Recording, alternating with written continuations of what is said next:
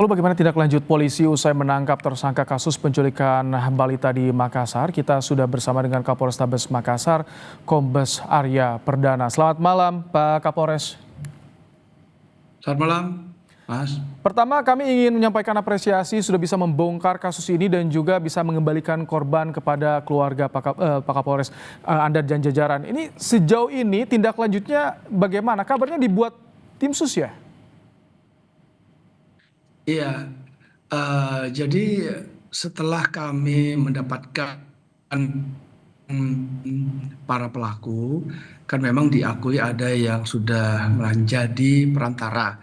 Jadi pelaku kedua ada menjadi perantara sebanyak 3 kali.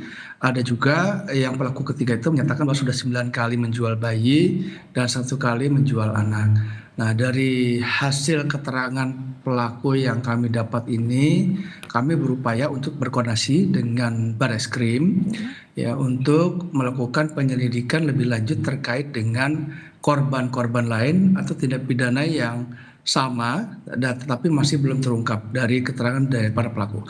Oleh karena itu kemarin kami sudah membuat tim sus ya bersama-sama dengan bekerja sama dengan pihak Bareskrim untuk mencari tahu apakah ada lagi kejahatan semacam ini yang terjadi atau mungkin belum dilaporkan atau mungkin memang ada yang belum terungkap sehingga upaya ini kami lakukan agar penyidikan nanti ke depan bisa lebih Temuan sementara bagaimana jaringan. Pak Kapolres? Temuan sementara hasil tim sus?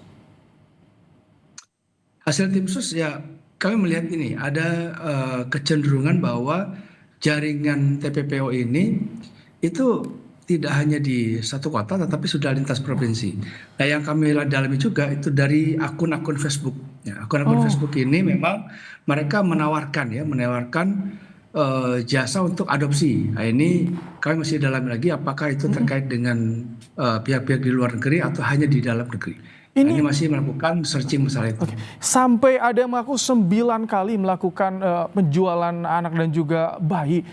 Bagaimana dilakukan di medsos tidak terjangkau patroli siber oleh polisi atau bagaimana ini bisa terjadi? Jadi kalau kita bicara masalah TPPO atau perdagangan orang gitu ya, penjualan anak ini tidak melulu anaknya diculik, tidak melulu. Artinya ada juga orang tua yang tidak ingin punya anak ya, misalnya married by accident gitu ya, terus punya anak, anaknya lalu dijual ke orang. Atau mungkin ada orang yang memang dalam kondisi ekonomi tertentu lalu menjual anaknya kepada seseorang. Nah ini melalui model-model semacam ini lalu hal tersebut dilakukan. Nah yang kami dalami adalah terutama yang masalah penculikan. Walaupun yang tadi juga itu orang tua ya atau mungkin pamannya atau kakeknya yang melakukan penjualan anak bayi terhadap pihak-pihak jaringan pelaku TPPO ini juga merupakan pelanggaran hukum yang cukup berat, ya sangat berat ya menurut saya. Jadi ini juga kita dalami hal itu. Ini kan yang kemarin di Makassar juga terjadi melalui media sosial dengan modusnya adopsi. Artinya ada kemungkinan bukan hanya 4 tersangka, bisa lebih dari itu, lebih banyak lagi. Dalam kasus ini 4 tersangkanya memang. Jadi rangkaiannya memang begitu. Jadi ini kan jaringan ya, namanya tindak pidana perdagangan orang itu adalah kejahatan transnasional terorganisir. Artinya memang mereka sudah terorganisir. Si penculik di awal itu memang sudah tahu dia harus menculik siapa dan dia harus memposting di mana dan dia sudah tahu pelanggan-pelanggannya siapa atau jaringannya siapa. Karena tidak mungkin mereka akan memposting di sembarang tempat. Pasti diposting sudah di akun tertentu yang mereka sudah tahu. Nah, itu satu. Lalu ada yang datang. Nah orang-orang yang datang ini memang orang yang sudah mempunyai pengetahuan tentang bagaimana cara mengambil anak untuk dijual kan gitu. Baru setelah itu diambil, dioper lagi ke tempat lain dan orang-orang yang menerima anak ini sebagai korban trafficking itu juga mereka adalah satu jaringan yang sudah terorganisir sampai ke klien yang terakhir. Pak Kapolres. Nah itu yang kami dalami untuk pelaku dari anak Bilkis ini 4 begitu ya. Pak Kapolres, tadi Anda menyebut ada yang lainnya. Tadi Anda menyebut si pelaku ini sudah tahu siapa menculik siapa tugasnya. Artinya mereka sudah memonitor calon korbannya.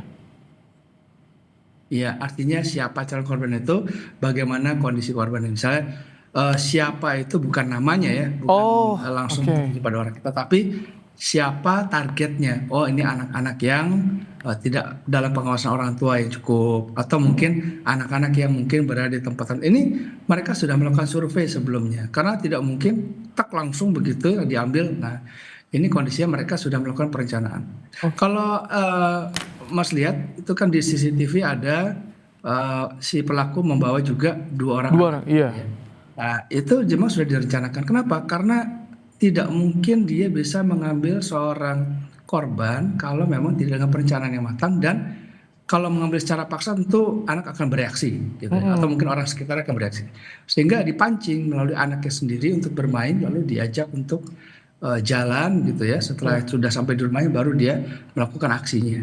Oke, baik. Ini tadi kembali soal jika akarnya dari media sosial karena ada permintaan juga, ada yang menawarkan, sudah disisir untuk saat ini media sosial yang ada dugaan TPPO-nya.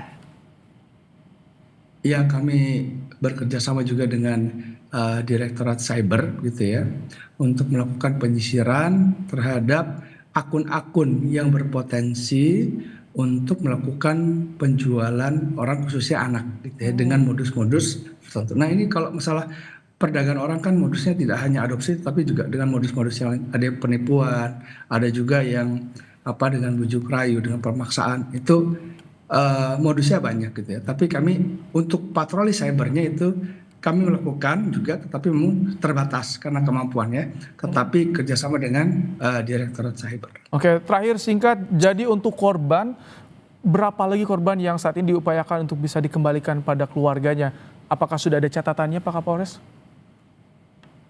Iya, jadi kalau dari pengakuan tersangka ini, rata-rata tersangka tidak mengenal korbannya. Itu pertama. Tapi kami berupaya untuk mencari tahu jejak dari jejak digitalnya, juga keterangan-keterangan yang mereka berikan kepada kami. Kami akan lacak gitu ya, dari mana mereka mendapatkan korbannya dan disalurkan kemana. Itu yang sedang kami dalami sampai saat ini. Dan pemeriksaan masih intensif kita lakukan secara berturut-turut. Baik, terima kasih Kapolrestabes Makassar, Kombes Arya Perdana telah menyampaikan informasi dan juga bergabung di program Kompas Malam hari ini.